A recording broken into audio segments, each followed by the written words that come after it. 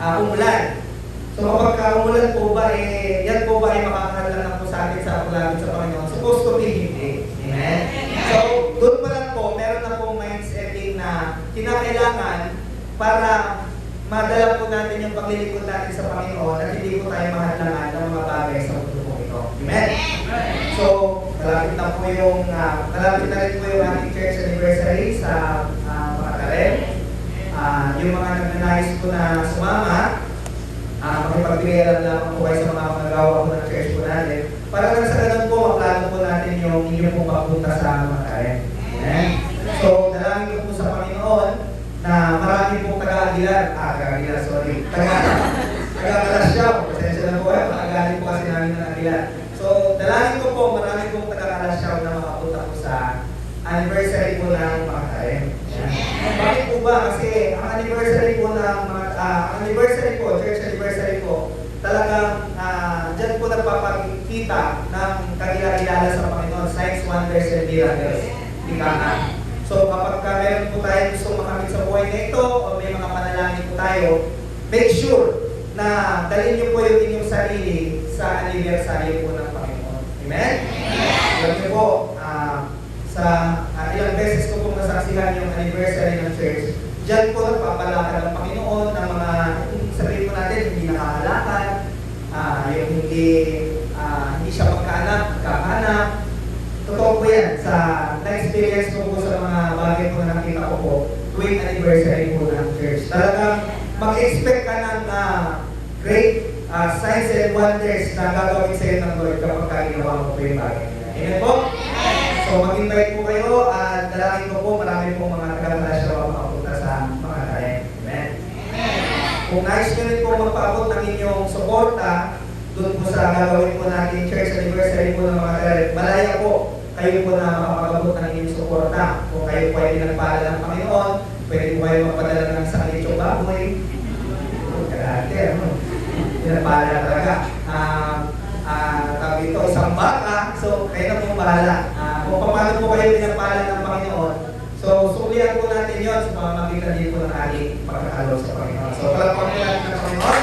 Hallelujah, praise the Lord. So, ang isi-share po natin sa oras po na ito, pagkakatan po natin mindsetting to God, transform life. Hinako po natin yan sa akal po ng Romans chapter 12, verse 2. Pero bago po yan, meron po akong ipapakitang verse po sa inyo dito. Sabi niya po dito, bilang pagtatapos, mga kapatid, lagi niyong sa isip ang mga bagay na karapat-dapat at kapuri-puri, mga bagay na totoo, marangal, matuwid, malinis, kaibig-ibig, at kagalang-galang. So, katulad po nung sinasabi po natin kanina, kapag tayo po ay pumasok sa buhay ng pagiging isang Kristiyano, hindi lamang po yan doon po sa title na ako ay isang Kristiyano. Amen? Hindi lang po yan masabi na tayo po ay lumadalo ng church, tayo po ay nakapag-share ng salita ng Diyos, tayo po ay gumagawa sa Panginoon. Hindi lang po yan. So, napakahalagang aspeto po sa buhay ng isang Kristiyano, yung kanyang mental, yung kanyang pag-iisip, yung kanyang mindsetting. So, dito po, sabi po ng verse na Philippians chapter 4, verse 8, bilang pagtatapos, mga kapatid, lagi ninyong isa-isip ang mga bagay na karapat-dapat, papuri-puri, mga bagay na totoo, marangal, matuwid, malinis, kaibig-ibig at kagalang-galang. Next verse po, sabi po dito, ang mga bagay na panglangit, ang isa-isip ninyo, hindi ang mga bagay na panlupa. Kanina po, karapat-dapat, kaibig-ibig, kalulugot, kagalang-galang. Pangalawa, sabi niya gano'n, isa-isip po natin yung mga bagay na panlaki. Amen? Amen? So, sa buhay po natin na ito, sa mundo po ito, tayo po ay nakasalamuha sa mga bagay na makasalibutan. So, kapag tayo po ay nakasalamuha sa mga bagay na makasalibutan, experience po natin, meron po yung impartation sa buhay po natin. Amen? Pag sinabi natin impartation, halimbawa ako po, merong putikan po dito, putikan. So pag dumaan ka dun sa putikan, ang mangyayari po sa'yo, yung sapatos mo, mapuputikan yan. Amen? So katutumihan sa madaling salita. At hindi po natin yun may iwasan. Tama po? So tayo po, wanderers of the world po tayo. Tayo po ay nakikipamayan. O tayo po ay tayo po'y galing sa Panginoon at tayo po'y nakikipamayan lamang sa mundong ito. At ito pong mundo po na ito po ay punong-puno ng kasalanan ang mundo po natin. So kapag ang tao po ay nanatili dito po sa mundo ito, siya po ay mapupuno ng kasalanan unless na makilala niya po ang Panginoong Kristo. Amen? Amen. So sabi dito, ang mga bagay na panlangit ang isa-isip ninyo, hindi ang mga bagay na panlupa. Magbigay po tayo ng halimbawa ng mga bagay na panlangit, yung ating pong pagsisimba, pag-Bible study, pagbabasa ng Biblia, o yung iba pa po mga bagay na ginagawa natin according po sa Panginoong Kristo. Amen? Mga bagay na panlupa, yung ating pong trabaho, yung ating pong pag-aaral, yung ating pong pakikipagkaibigan, pagpapamilya, pagsasaya, yung mga bagay po na ginagawa natin sa mundo pong ito. Amen? So dito po, bagay na panlangit, dito po, bagay na panlupa. Amen? Mahalaga po yan dito po sa tatalakayin po natin sa oras na ito. At yun na nga po, katlong verse, yung kanina po binasa natin, huwag kayong makiayon sa takbo ng mundong ito, sa halip hayaan ninyong baguhin ng Diyos ang inyong pag-iisip. Amen? So yan po yung pupuntuhan natin. Baguhin ng Diyos ang inyong pag-iisip. Sabihin mo sa iyong katabi, baguhin ng Diyos ang iyong pag-iisip. Baguhin ng Diyos ang iyong pag-iisip. Yan, malinaw po yung boses ko po sa inyo. Parang nag-e-echo po kasi, pero okay lang po. So, baguhin ng Diyos ang ating pag-iisip. Pag tayo po, nalilipot po sa Panginoon, sabi niya dyan, how to have a proper mindset to God. Ito po yung pinaka-question po natin dito. Paano ba tayo magkakaroon ng talagang matino o sabihin natin yung tamang-tamang pag-iisip pag tayo po ay naglilingkod sa ating Panginoon Kristo. Sabi po dito, marami sa atin pag naglilingkod, hindi wasto yung kanilang pag-iisip o hindi po naaayon sa Diyos. Amen? So sa buhay po natin na ito, sabi niya, ina-expect po ng Panginoon na sa buhay paglilingkod po natin, tatlong bagay. Sa aspeto po ng paglilingkod, number 1, yung pananatili, pagbubunga, at paglago. Hindi ko na po sinulat yan, i-take down nyo na lang po. Tatlong bagay po yung ina-expect ng Lord sa paglilingkod po natin sa Panginoon, yung pananatili, pagbubunga, at saka yung paglago. So, pag tayo po naglingkod sa Panginoong Kristo, para ma-distinguish po natin kung proper po yung ating pag-iisip, supposed to be tayo po ay nananatili, nagbubunga, at lumalago. Amen? Amen. Itatap po natin. Sabihin po natin, pananatili, pagbubunga, at paglago. Pag wala po yung isa, dyan po sa tatlo na yan, ibig sabihin, yung ating pong kaisipan, hindi pa po yan tugma sa ating Panginoong Kristo. Amen? So, pag naging Christian ka, 1 year, 2 years, 3 years, 4 years, 5 years, supposed to be, makikita po ng Panginoong Kristo, ito pong pananatili, pagbubunga, at paglago. Amen? Amen? So siguro po doon sa number 1, yung pananatili, marami po siguro sa atin sa lugar na ito, nanatili na talaga dito po sa church na ito. Maganda po yun. Amen? Kasi sa dami po ng problema, sa dami ng circumstansya, maraming bagay ang pwedeng makapagtanggal po sa atin sa Panginoong Kristo. So number 1 yun, kailangan para makuha mo yung tugmang-tugmang kaisipan mula sa Diyos, kailangan nananatili ka. Amen? Amen. Sabihin mo sa iyo katabi, kailangan mananatili na tayong dalawa. Kailangan nananatili na tayong dalawa. Tugtungan mo na rin kahit umuulan. Kahit umuulan. Huwag po maging hadlang po yung ulan po sa atin mga kapatid. Yung ulan po kasi, biyaya po ng Diyos yan. Pakakala po ng Panginoon yan. Kaya huwag po natin niyang isipin na, ako baka magkasakit ako. Proper mindset. Sabihin mo sa sarili mo, hindi. Si Lord ang pinaglilingkuran ko, itong ulan, biyaya ng Diyos. Pag ako nga naligo sa ulan, din ako, marirefresh ang isip ko. Amen? So yun yung una, pananatili. Pangalawa, yung pagbubunga. Ang isang tao po na mayroong tugmang-tugmang kaisipan kay Kristo, kailangan siya po ay nagbubunga. Ano po yung bunga na hinahanap po sa atin ng Panginoong Kristo? Sinabi niya po yan sa John chapter 15 verse 16. Kung meron po tayo mga Biblia, basahin po natin. John chapter 15 verse 16, sabi po dito, hindi kayo ang pumili sa akin, babasahin ko na lang po. Hindi kayo ang pumili sa akin, ako ang pumili sa inyo. Hindi na po kayo upang kayo lumayo at magbunga at manatili ang inyong bunga. Sa gayon, anumang hindi ninyo sa Ama sa aking pangalan ay ibibigay ibibigay sa inyo. Amen? Inanggit niya doon yung pananatili at saka yung pagbubunga. Pag ang isang tao raw po, pinili siya ng Diyos, kailangan magkakaroon po siya ng pananatili at pagbubunga. Yung bunga po na yun, ang in-expect po ng Lord sa atin, yung ating po mga pamilya. Amen? So, kung umattend ka ng Christian church, supposed to be, yung isang taon mo, kailangan, nandyan na po yung iyong pamilya. Ganun po kabilis. So, sa totoo nga lang po, medyo matagal na yun eh. Kasi pagka, ayos talaga yung puso natin pagdating po sa Panginoon, napakadali natin may sasama yung pamilya. Bakit po? Kasi araw-araw natin sila kasama eh. Madali po silang maiwin sapagkat siguro po, hindi naman sasabihin ng pamilya ko na niloloko mo lang ata ko kaya gusto mo kung pumasok dyan. Eh, papaalala ko sa kanya, magkapatid tayo. Amen? So, wala pong gano'n. Walang ganong problema pagdating po sa pamilya po natin. Madali natin sila maisasama. Sapagkat, alam po natin na dinadala po natin sila sa katwiran ng Panginoong Kristo. Pangatlo, yung paglago. Pananatili, pagbubunga, paglago. Paano po yung paglago sa buhay po natin? Yung paglago po, dyan po makikita po natin na nagiging eager na po tayo. Katulad po nung makikita po namin dito po sa Kalasyaw. Nauuna pa kayo sa amin. So, isang indikasyon po yan ng paglago sa Panginoon. Amen? Isang bagay lang po yan na nakikita natin na excited po tayong gumawa ng mga bagay for the glory of God. So, yun po, isang bagay ng paglago, pero hindi pa doon nagtatapos. Kundi yun lang po yung umpisa. Sa susunod, ikaw na yung parabagang, ikaw na yung nagdadala ng mga kapatiran sa Panginoon, nag-i-invite ka na rin po dyan sa labas, sino yung makasalamuha mo dyan, i-invite mo na sa Panginoon. Kasi po, lumalago na po yung pag-ibig ng Diyos sa ating buhay. At habang lumalago yung pag-ibig ng Diyos sa ating buhay, mas maraming tao po yung inaabot. Amen? Nakukuha niyo po ng malinaw, mga kapatid? Sabi po dito, not because it's common, it makes normal. Di ba sa mundo po natin, may tinatawag tayong new normal. Amen? Di ba? Pamilyar kayo dyan, yung pandemic, meron silang tinatawag na new normal.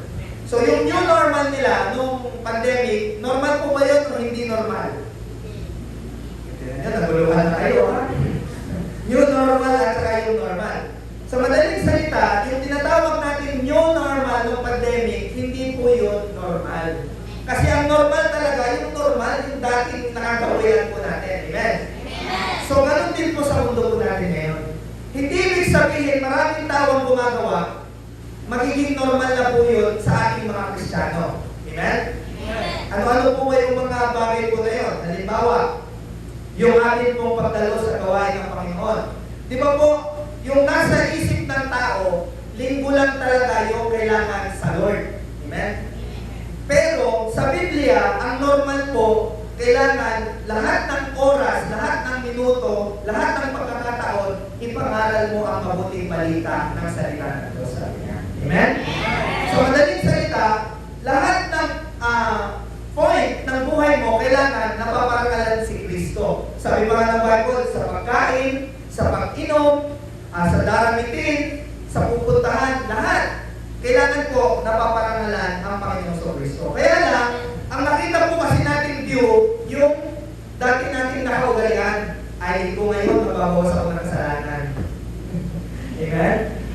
Linggo ngayon, magsisimba muna ako para Lunes, ready na naman ako. Amen? Hindi po gano'n, hindi po yun yung normal. Yun yung new normal na nagiging nakita ng tao na akala nila yun yung tama. Which is wrong. Amen? Sabihin mo sa katabi mo, mali pala, pag hindi mo lang tayo sumasamba. Pasensya na po kayo ha. Kung meron kong hindi sumasang-ayon, makikita na naman po natin yan sa Biblia. So, nice lang po ng Panginoon sa buhay po natin na ito na i-practice po natin yung pagiging maka-Diyos. Amen? Di ba sa school nga po, nagbibigay tayo ng Monday, Tuesday, Wednesday, Thursday, hanggang Friday. Amen? So ngayon, binibigay natin yun para masanay po tayo dun sa mga bagay na gusto nating aralin. Ganun din po sa Panginoong Kristo. Kung gusto mo talaga na makamit yung buhay na walang hanggan, kung gusto mo talaga na pagdating ng araw, langit ka, you better practice it. Amen? Hindi po pwede po yung linggo ka lang pupunta, kasi pag linggo, vocational lang yun. Amen? So pag vocational lang yun, baka isang oras lang sa langit, pabagan. Amen? Parang ganun lang po yun. Pero wala po nakasulat na gano'n. Baka sabihin nyo, sabi ni brother, may isang oras na sa langit. Okay na ako doon. Wala akong gano'n. Wala akong gano'n. So, ang practices po natin, supposed to be, ay mga bagay na panlangit na. Amen? Mga bagay na gagawin po natin doon sa kaharian po ng ating Panginoong Kristo. So, maraming bagay pa po. Like po, dito po sa new normal, yung pagtatrabaho, yung pagpapamilya, yung pagsasama ng hindi kasal, same-sex marriage, yung pagkakaroon ng pamilya sa maagang edad ng isang kabataan, which is mali. Amen? Which is wrong. Ang standard po ng Biblia, pagdating po sa relasyon, kailangan isang lalaki, isang babae. Amen? Pagdating naman po sa pagpapamilya, kailangan kasal po na kayo bago kayo magpamilya. Amen? Pagdating naman po sa pagtatrabaho, hindi po naman sinabi ng Panginoon na kumayod ka araw-araw, mahirapan ka araw-araw. No. Ang standard po ng Panginoon, kumayod ka ng konti, manampalataya ka sa Diyos, at si Diyos, ang Lord na po ang bahalang magpala ng iyong buhay. Amen? So, di ba po, very twisted na yung ating mundo. Kasi, yung nakikita po natin, mabilis po natin yung nahaharap. Kaya nga, kailangan po sa buhay natin na ito, baguhin na po natin lahat yun. Amen? So sabihin niyo po sa inyo katabi, let's transform your mind. Let's transform your mind. Yan. So number 1, sabi po dyan, study God's Word. Paano natin matatransform yung ating pong isip sa buhay po na ito? Gayong nakasanayan na po natin na itong buhay po natin, kung ano yung ginagawa na po natin sa buhay po natin na ito. Basahin po natin yan sa Joshua chapter 1 verse 8.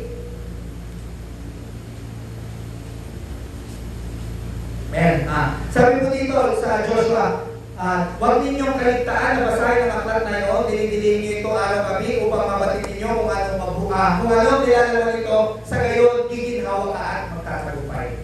Sabi po ng Joshua. Sabi po ng book of Joshua, we need to study the Word of God day and night. Diba? Ang bigat po, ano? Yung iba, akala nila, linggo lang ang pagsamba. Ito, pagbabasa pa lang po ng Biblia, sabi po ng Bible, gabi at saka araw daw. Wala po oras na binigay. Amen? So, sa buhay po natin na ito, kailangan nagbabasa po tayo ng Biblia, araw at gabi, para hindi po tayo madaya ng mga bagay na nakikita po natin dito po sa mundo na ito. Amen?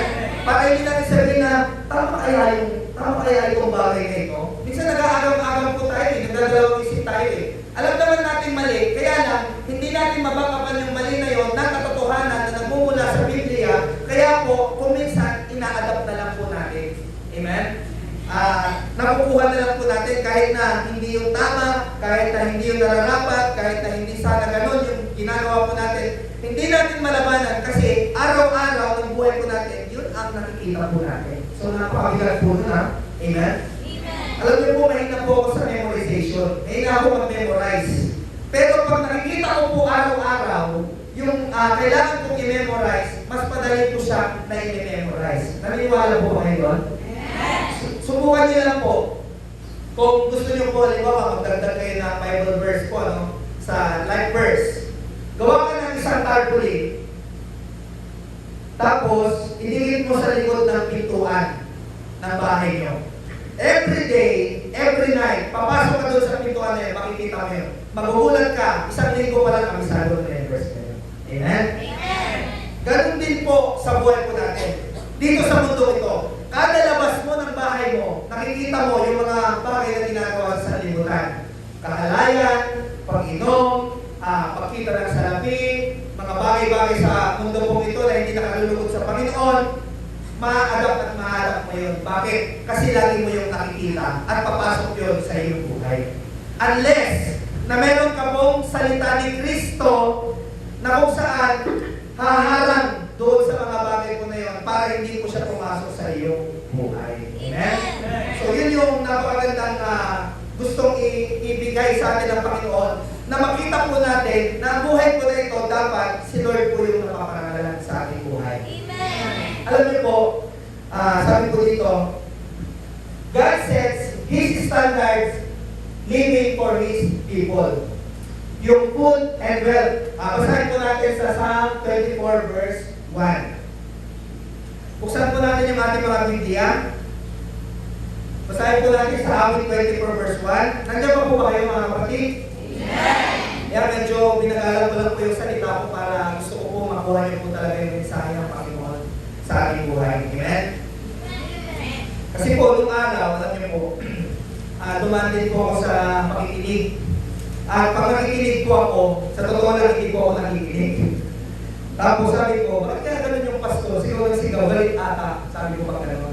Yung pala, gusto lang pala ng mga nagpipreach na itarak talaga sa puso natin yung mensahe ng Diyos. Para lang sa ganun, tumubo sa ating puso yung mensahe ng Diyos. So, balik tayo. Awit 24 verse 1. Sabi dito, ang buong daigdig at ang lahat ng naroon ang may-ari si Yahweh na ating Panginoon. Amen? Ang Panginoon sa Kristo po, gusto niya yung pagkain po natin at saka yung kayamanan po natin, gusto niya sa Kanya po yan manggaling, hindi po sa atin.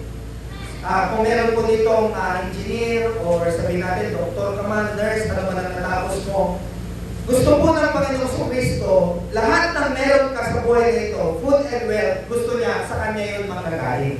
Amen?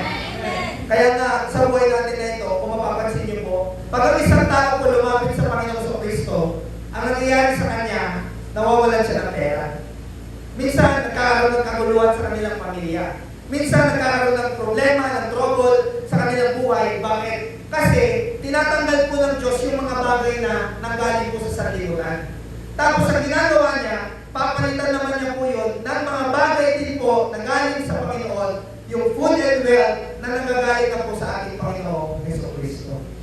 Kaya makikita po natin ngayon kahit na kumita ka lang ng kukonti, masaya-masaya ka na. Bakit? Kasi galing sa Diyos.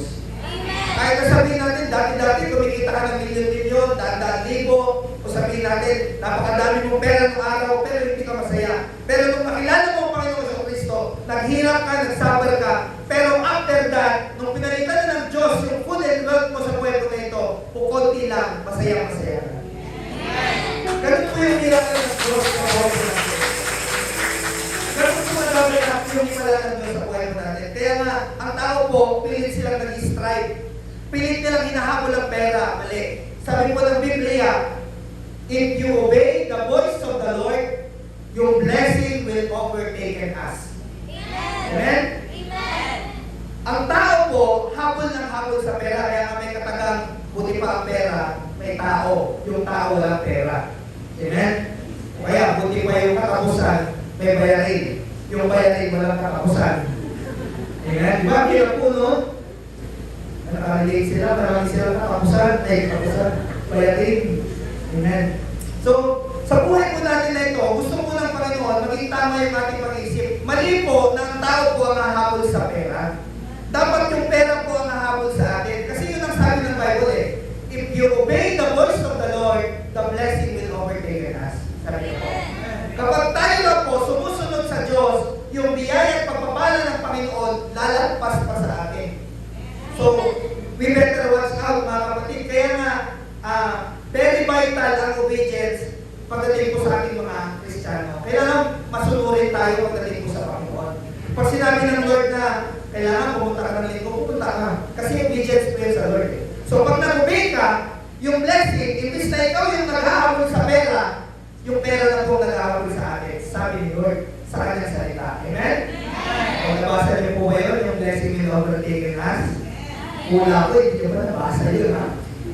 Amen? So, assignment niya, hanapin niyo po yung verse sa Bible. The blessing will overtake us if we obey the voice of the Lord. So, marami pang mga bagay. Sabi niya sa Philippians 4:19, at buwan sa kayamanan ng Diyos na hindi maubos-ubos, ipagkakaloob niya ang lahat ng mga bagay na ito para sa ikararangal ng ating Panginoon sa Kristo. Kung minsan po kasi, mga kapatid, pag tayo po yung habol ng habol sa mga bagay sa mundo ito, yung mga bagay naman po sa mundo ito, takbo ng takbo. Parang habang pinaghihirapan mo, mas lalo naman po siya lumalayo. Amen? Parang ano po yan eh, parang sinisitang babae po yan. Habang sinusuyo, lalo nagpapakipot. Amen? So, ganun po yun. So, sa Panginoon sa Kristo po, kailangan si Lord ang susuyuin po natin. Kasi pag si Lord ang nakuha mo ang kalooban, si Lord ang nakuha mo ang pabor, sabihin ko po sa iyo, hindi ka na nagtatrabaho, pinapabala ka ba? Amen? Nasubukan nyo na po yun, yung hindi ka naman nagtatrabaho, pero mamaya may katok na katok sa iyo. Sister, pinagpala ako ng Panginoon, kunin mo to, oh. Ibili mo ng mga gamit ng anak mo sa pasukan. Nasubukan nyo na po ba yun, mga kapatid? Pag hindi nyo pa nasubukan yun, dapat ka nang sumunod sa Diyos. Hello? Ay, ganun pala yun, brother. Kaya pala hindi ko pa na-try yun. Kasi minsan lang ako sumunod sa Lord. Hindi ko talaga nasusunod yung kalooban ng Diyos sa aking buhay. So, try nyo po yun. Try nyo po mag-obey sa pagdating sa aking Panginoon Kristo. Sabi naman dito sa meat, clothing, and shelter. Psalm 46 verse 1. Basahin po natin sa Psalm 46 verse 1. Open your Bible po sa Awit 46 verse 1. Yan. Hindi ko po nilagay talaga dyan sa screen kasi gusto ko po basahin natin sa Bible. Yan. Sabi po dito, ang Diyos ang ating lakas at kalungan at handang saklolo kung may kaguluhan. Diba? Ganda? Sabi po dito, ang Diyos ang ating lakas at kanlungan at handang saklolo kung may kaguluhan. Diba? Ganda po, ano? O, sino po dito yung may mga kaguluhan? Taas po ang kamay. Ay, wala po kayong kaguluhan? Sure po kayo? Wala kayong kaguluhan? Baka po pagdating nakatapusan, nandyan na yung kaguluhan. Amen? Sino po dito yung may kaguluhan sa buhay? Lahat po tayo may kaguluhan sa buhay. Kaya nga, ano po tayo eh, kumbaga, pinipilit natin lumapit sa Diyos eh. Ang tao po, pag wala ng kaguluhan, hindi na lalapit sa Diyos yan. Amen? Amen. Kaya nga po ang tao po lumalapit sa Diyos dahil gusto po nilang makahingi ng tulong sa Panginoon sapagkat ang ating Panginoong Kristo ang nag-o-offer ng lahat ng bagay sa ating buhay. Kaya ka nga nandito eh. Kaya ang dinala ng Diyos dito eh. Kung di ba kung natatandaan po natin, meron po tayong panalangin na, Lord, hindi ko na ata kaya. Lord, pagod na ako sa buhay na ito. Lord, pagod na ako sa trabaho na ito. Lord, hirap na ako sa buhay na ito. Tulungan mo ako, Panginoon. Narinig po ng Diyos yun. Kaya nga po kayo dinala ng Diyos sa lugar na ito. Tandaan po natin, sabi po sa John 15:16, yung binasa po natin kanina, ako ang siyang pumili, sabi po ng Panginoon, at humirang sa inyo upang kayo'y manatili at magbunga, sabi po ng Panginoon sa Kristo. At kapag tayo po'y nagbunga, hingin ninyo ang anumang inyong maibigan sa pangalan ng aking Ama at ipagkakalob sa inyo ito ng aking Amang nasa langit. Amen? Yun po yung katotohanan sa buhay po natin na ito. Hindi lalapit ang tao sa Diyos kung wala siyang kailangan sa Diyos. Amen? Amen. Tayo po'y punong-puno ng kaguluhan sa buhay na ito, kaya nga tayo lumapit sa ating Panginoon sa Kristo. At ano po yung offer ng Lord sa buhay po natin? Sabi niya, ang Diyos ang ating lakas at kanlungan at handang saklolo kung may kaguluhan. Yan po yung pangako ng Diyos sa buhay po natin. Kaya nga, sa buhay po natin na ito, kapag ang mindsetting po natin na kay Kristo, hindi ka na matitinan. Gaano mang kalaki ang bayarin mo sa katapusan, hindi ka na matitinan. Amen. Sa totoo lang po, nakaka-stress yung magbabayad ka o magbabudget ka, wala ka naman talagang budget. Nasubukan niyo na po yun? Yung nagbabudget ka, ito para sa kuryente, ito para sa food allowance, ito para sa pasyal. Ang hirap po nung pag ng budget. Amen? Kung isa na kung nagbabudget ka, mayroong budget, madali lang po yun. Amen? Ang mahirap po dito pag walang budget. So kaya nga, kailangan po natin lumapit sa Diyos para magka-budget. Kasi si Lord ang nagpapala ng buhay ng isang tao. Amen? Huwag po tayong masanay sa mundo po ito na isang trabaho, isang biyaya. Hindi po ganun yung pattern na binigay sa atin ng Panginoon. Ang sabi ni Lord, matuto kang lumuhod, matuto kang manalangin, matuto kang humingi sa Diyos, at ang Diyos ang magkakalob ng mga bagay niya sa buhay na ito. Amen? Sabi po ng Lord, seek and you will find. Knock and the door will open. Ask and you will be given. Amen? Kaya ang problema po sa atin kung minsan, naniniwala tayo sa Diyos, nananampalataya tayo sa Diyos, pero hindi naman po tayo humingi sa Diyos. Amen? Hindi naman tayo kumakatok sa Diyos. Panginoon, pagpuksan mo ako, Lord. Pagpuksan mo ako, Panginoon, tulungan mo ako sa aking kaguluhan. Hindi naman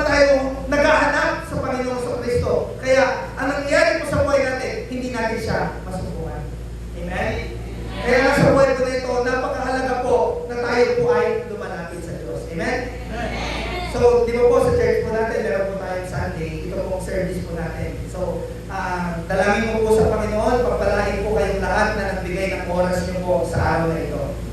Ngayon po, meron po tayong Thursday na ginaganap po dito sa church. Bible study po yun. Remember po yung number 1, study the Word of God. Napakahalaga po nung Bible study na yun kasi every time po na a-attend po kayo nun, mas lalo pong na-enhance yung inyong pong kaalaman patungkol sa ating Panginoong Kristo. At alam niyo po ba, mas marami kayong alam na pangako ni Lord, mas marami kayong makakamit kay Lord.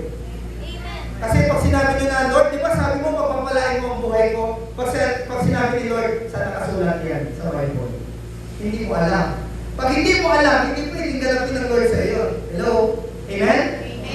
Paano mo sasabihin na, di ba po, sabi sa Bible, pagpapalain mo ang buhay ng isang tao, sa version na patay ka ngayon. Hindi mo alam kung saan verse nakalagay. Amen po? So, kailangan, aalamin mo yung mga bagay na yun. Aalamin mo yung pangako ng Diyos. Para nang sa ganon, yung pagiging Kristiyano mo, maging exciting.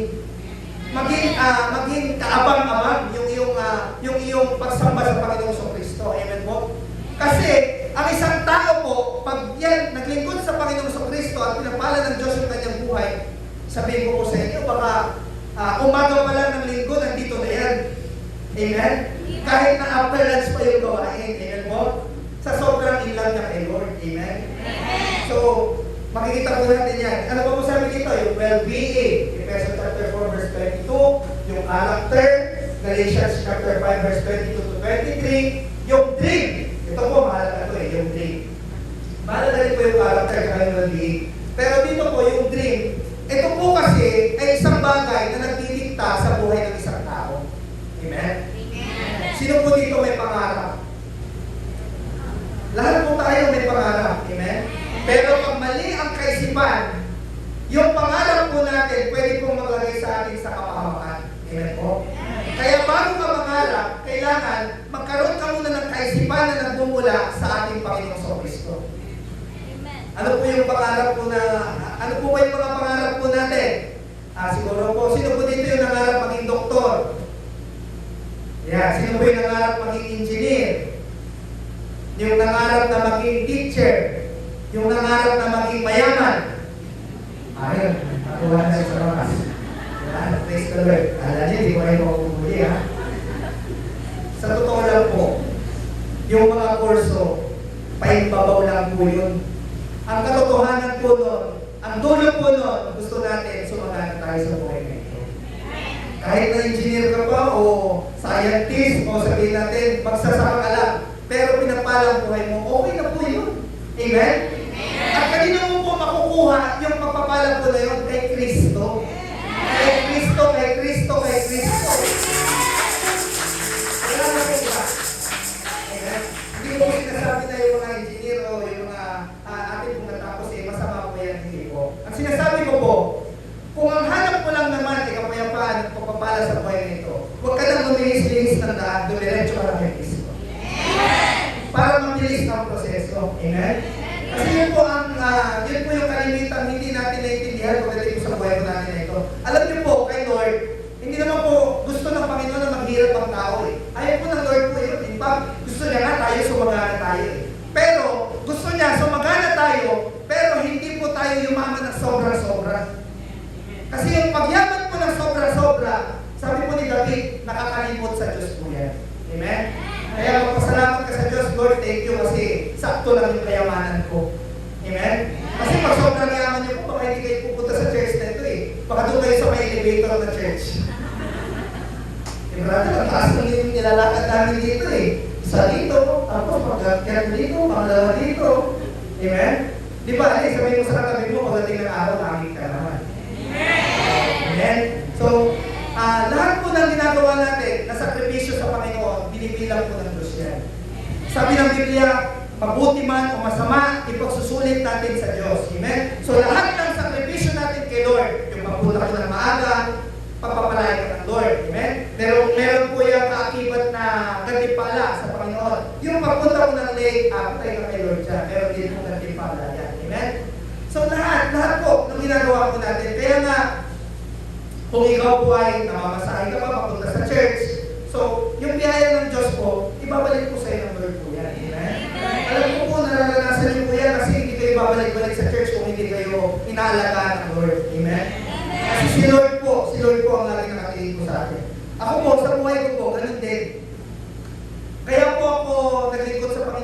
mga kasama po namin, lahat po yung volunteers po yan, hindi po sumusweldo po yan. Yung pagpunta po namin dito sa Kalasyaw, lahat po yan, sariling bulsa po yan. Bakit po namin ginagawa yun? Para ba maparangalan po yung sarili namin? No. Yun po yung thankfulness namin sa Panginoon kasi inayos ng Diyos yung buhay po namin. Amen. Inayos po ng Diyos yung buhay po natin. Yung pangit na buhay mo noon, ang ginawa ng Lord, transform niya. Pinalitan niya ng bago, pinaganda niya, inayos niya. Amen? Eh kung makita niyo lang po ako nung araw, pagkapangit-pangit ko po nung araw eh. Ngayon po, ganun pa rin. Hindi, sa totoo lang po, nung araw po, sagana naman po kami sa buhay. Ayos po yung hanap buhay ng mga magulang po. Pero alam niyo po, pag wala pala si Lord sa buhay mo, naghihiwalay. Galing po ako sa broken family. Ang nanay ko po, hiwalay sa tatay ko. So, napakahirap po nun. Halos yung mga kapatid ko po sa akin ako nakatira. Bata pa lang po kami nung time ko na yun. Pero, salamat po sa Panginoong Kristo. Dahil po sa Kanya, na nakakilala po ako sa Panginoon, inayos po ng Diyos yung buhay ko na. Amen. Amen po? Ganun po ako siya Panginoon. Kaya sabi niya, satisfactory. Yung buhay na na kay Kristo, pag tama ang kaisipan mo natin, satisfied na tayo sa buhay ko na ito. Amen. Amen. O yung mga hindi po marunong masapalan dyan, ibig sabihin po, taliwas ang isipan. Amen? Pagka sa buhay mo na ito, kumakain ka na 3 araw, nabibili mo na yung gusto mo, nakakapunta ka kung saan mo gusto, pwede ka magpahinga kung gusto mo magpahinga, hindi ka pa satisfied. Ibig sabihin, yung isip po natin, wala po kay Kristo. Amen? Yung mga balisa-balisa po dyan, yung mga hirap na hirap po sa buhay, yung mga tao po na nag-strive para magkaroon po sila ng kayamanan sa buhay po na ito, yung kaisipan po natin wala kay Kristo. Kaya po hindi tayo masapatan sa buhay po ito. Alam niyo po, pagsapat lang po yung hinahanap po natin sa buhay na ito. Kung minsan, yung sapat na tinitignan po natin sa buhay na ito, kay Lord, susobrahan niya pa. Opo, susobrahan niya pa. Yung alam mo na, oh Lord, okay na ako, masaya na ako sa buhay na ito. O sige, bigyan kita ng isang extra na gift ko sa iyo, anak. Kasi natuto ka na masatisfied. Amen? Amen. Di ba naranasan nila pong magregalo? Di ba pag nagregalo ka, halimbawa nagregalo ka ng Toblerone. So binigay mo ngayon yung Toblerone. Ay, ito lang sabi sa'yo, ulitin mo ba? Sabi, ito sobra na to eh. Toblerone na, ayaw pa. Gusto ko pero. Amen? Eh, wala po akong pinagkakamaan. Hindi ko po alam yung pero at Toblerone story ko. Ibig mong sabihin, pag ang isang tao po, hindi siya satisfied sa binibigay ng Diyos, ang Lord din po, hindi siya natutuwang pagpalain yung tao na yun. Amen? Pero pag ang tao po, wow, Toblerone. Thank you buti ka pa, naalala mo ako. Yung iba, hindi ako naalala. Pumira pa eh. Ayan. Buti ka pa, naalala mo ako. Ano pong gagawin yung tao ko na yun? Magugulat ka. Yearly, may Toblerone ka na. Baka monthly pa ka eh. Amen? Sana ko yung monthly Toblerone. Ayan, praise the Lord. So, yun po yung satisfactory sa buhay ko natin. Na gusto po ng Panginoon, masaputan ka lamang sa buhay na ito. Kaya nga, napakahalaga po, basahin po natin ang Biblia. Ano po sabi? Dinidilihin niyo ito araw at gabi. Ulitin nga po natin. Huwag ninyong kaligtaan ang aklat na basahin ang aklat na yaon, ito pong Bible, dinidilihin niyo ito araw at gabi. Okay lang po nasabi niya na araw at gabi. Kapag hindi po araw at gabi, so madadaya tayo ng kaaway. Amen? Kaya kung minsan, hindi ko alam na nakapasok na pala si Satan sa pamilya ko. Hindi ka aware kasi hindi mo binabasa ang salita ng Diyos. Amen? Kaya kailangan po, nagbabasa na po tayo ng salita ng Diyos. Sino po may dalang Bible? Pakitaas po yung Bible. Ayan. So mahalaga po yan. Lagi po natin dali ng salita ng Diyos. Kasi ang salita ng Diyos, pananggap po natin yan sa lahat ng palaso ng kaaway. Amen po? Pag wala kang alam sa Bible, patay kang barata. Puro tugla ng palaso yung katawan mo. Kaya makita mo pagdating sa church, ganyan na siya umakyat sa church. Hirap na. Bakit? Kasi puro tugla na ng kaaway yung kanyang katawan. Amen? Amen. Wala siyang panangga sa palaso ng kaaway. Amen po? Amen. So napakahalaga po nun. Ano po yung number 1? Study the Word of God. Amen? Ulitin po natin, ano po yung number 1? Study the Word of God. Kailangan basahin po natin ang aklat na yun.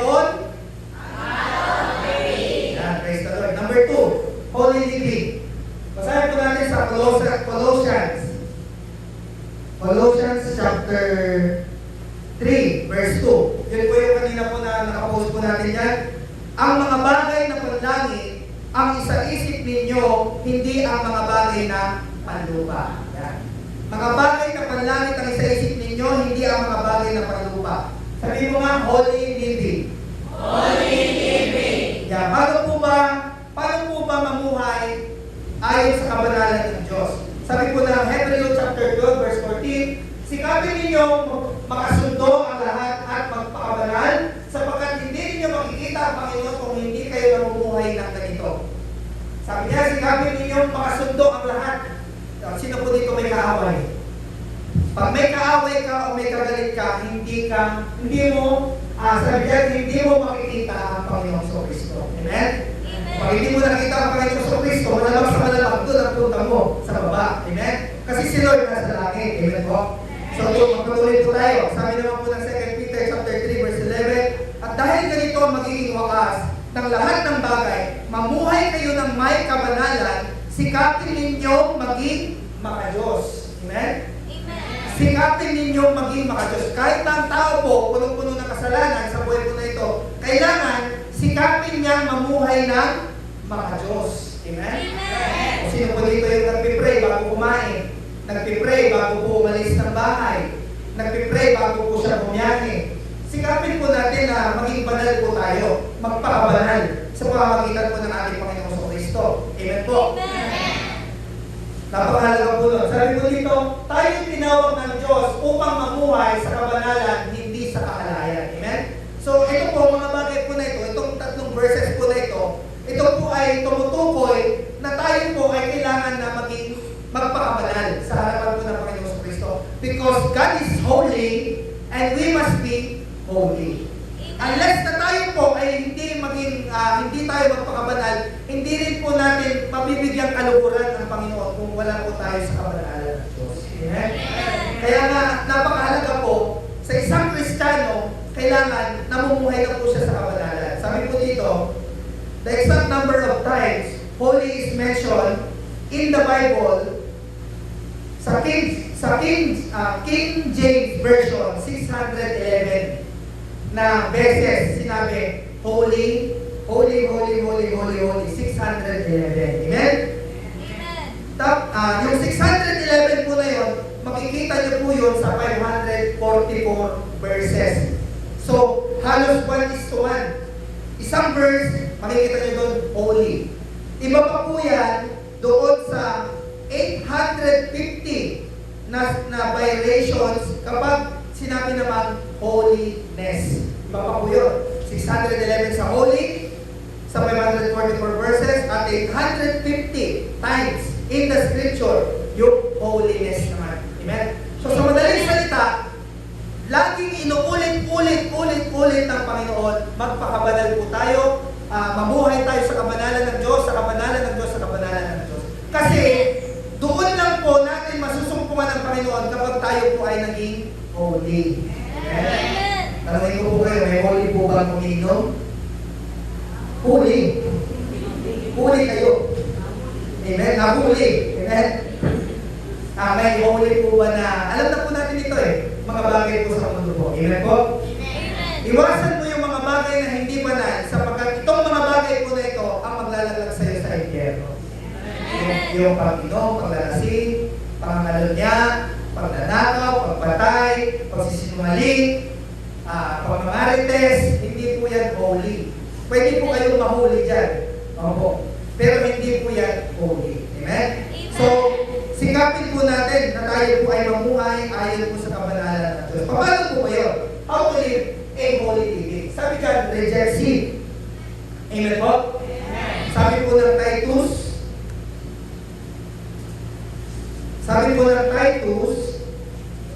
chapter 2, verse 11 to 12, sabi po dito, sapagkat nahayag ang kagandahan loob ng Diyos na natutulot ng kaligtasan sa lahat ng tao. Ito ang nagtuturo sa atin na talikuran ang makamundong pamumuhay at damdaming makalaman at mamuhay tayo sa daigdig na ito ng may pagpipili sa sarili, matuwid at karapat-dapat sa Diyos. Amen? Amen. Sabi niya, holy living, we must reject sin. Sino po dito yung nagkakasala pa? Lahat ay nagkakasala. Brother, kung nagkakasala pa tayo lahat at tayo po ay patuloy na magkakasala sa buhay na ito, paano natin ma-reject ang sin? Magandang tanong. Pero ito po ang sagot. To reject sin, you must accept Jesus. Amen. Ganun lang po kasimple. You must accept Jesus. Pag tinanggap mo na kasi si Kristo sa iyong buhay at pinamuhay mo na siya sa buhay mo na ito, doon na po papasok sa atin, aayaw na po tayo sa kasalanan. Every time na makakaharap mo yung kasalanan na lagi pong nagbibigay sa iyo ng karumihan, dahil nandito na po si Christ sa iyong likuran, itong kasalanan na to, ayaw ko na to. Nasubukan niyo na po yun? Yung gagawin mo na lang yung kasalanan, pero naalala mo, nandito na pala si Christ, binabantayan ka sa iyong likuran, biglang, ayoko na pala yung kasalanan na ito. Tatalikod na ako sa kasalanan na ito. Yun lang po ang only way para talikuran po natin ang kasalanan. Wala na pong ibang way. Hindi magbabago na ako, brother, magpapakabalik na ako. Hindi na ako magmamarites. Hindi mo kaya yan. Unless natulungan ka ni Lord. Amen? Amen. Hindi na ako magsisinungaling, brother. Sasabihin ko na ang totoo. Hindi mo kaya yan. Unless natulungan ka ng Panginoong Kristo. Ang pagbabago po, makukuha lang po natin yan only by Christ alone. Accept Christ and you will reject sin. Pangalawa, reject the worldly things. Kapag tinanggap mo na po ang Panginoong Kristo, madali mo na po matatanggihan ang mundo. Bigyan ko po kayo ng example. Basahin ko lang po.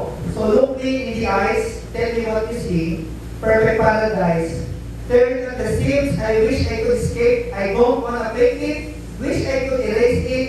Make your heart believe, but I'm a bad liar. Sino po familiar po dito sa mga words po na ito? Ayusin ko po yung pagbasa ko. So look me in the eyes, tell me what you see. I'm a bad liar. Yan. Ano pong gusto ko pong ipakahulugan sa inyo, mga kapatid? Kung minsan, yung mga kanta po sa mundo, gustong-gusto po natin kantahin.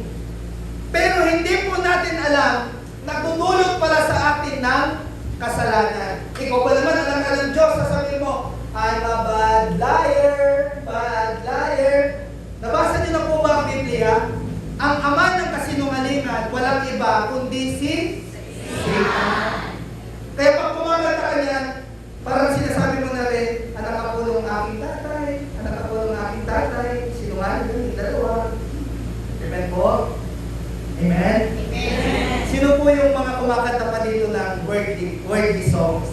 Sigurado ako marami pa. Pero gusto po ng Panginoon, yung pagkahilig niyo po sa music, ituon mo na kay Kristo. Amen. Renew your mind. Amen? Kasi gusto po ng Lord, masig ka. Ayaw ng Lord na maging bad liar ka. Sabi mo sa katabi mo, ayaw ni Lord na maging bad liar ka. Gusto niyo po ba maging bad liar? Di ba hindi po? Amen? Kaya lang, sa totoo lang po, hindi natin ito napapansin. Hindi natin ito namamalayan. Hindi natin ito na pagbubulay-bulayan na kung minsan, akala natin, ay, ang ganda ng kanta, sikat. Ang daming kumakanta nun. Ako din gusto ko, I'm a bad liar. Bad liar. Hindi ko masyadong takot yun eh. Pero hindi natin alam. Ito pong walang kanta na ito, nagdudulot na sa atin ng kasalanan. Amen? Amen. Kaya ituon na po natin yung ating pag-awit sa ating Panginoong Kristo. Ba't hindi mo nalang kantahin na sabi dito, Holy, holy are you, Lord. The whole earth is filled with your glory. Glory pala yan, sorry, akala ko holy. Glory pala yan, sabi ko sa inyo eh. Dapat mahilig po kayo kumanta para hindi may maalin mo talaga yung lyrics. Ayan. Dito po kasi, kung talagang gusto nyo po na makapasok sa karya ng Panginoon, talagang meron po tayong isa-sacrifice. Amen? So kahit nasabihin po natin na in love ka dun sa kanta na yun, sorry to tell you, pero ang inaalaw lang talaga ni Lord sa langit, hindi po yung bad liar.